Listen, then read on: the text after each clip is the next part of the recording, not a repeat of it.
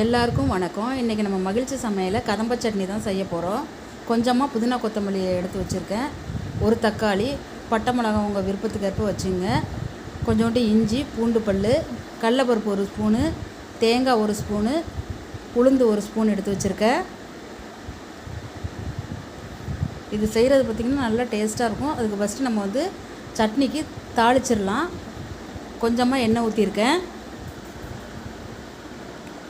கடுகு கொஞ்சமாக போட்டுங்க. நான் 1 டீஸ்பூன் அளவுக்கு கடுகு போட்டிருக்கேன்.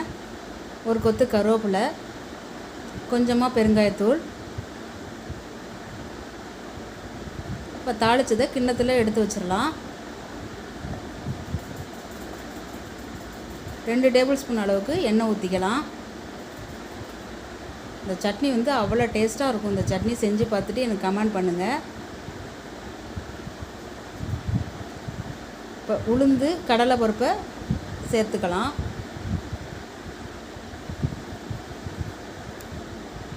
அடுத்தது வெங்காயம், பூண்டு பல்,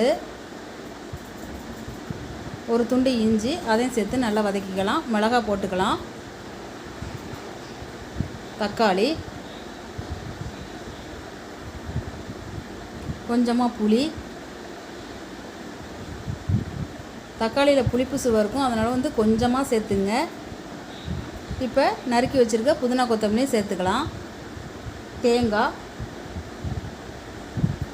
கொஞ்சோண்டு உப்பு சேர்த்து நல்லா வதக்கிக்கோங்க. நல்லா வதங்கிட்டு பாருங்கள்.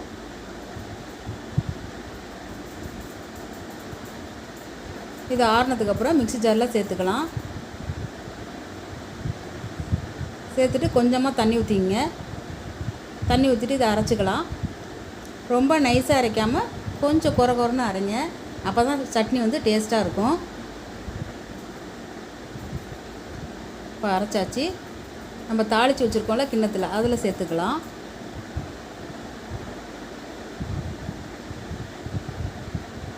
இட்லி நல்லா சாஃப்டாக இருக்குது பாருங்கள்.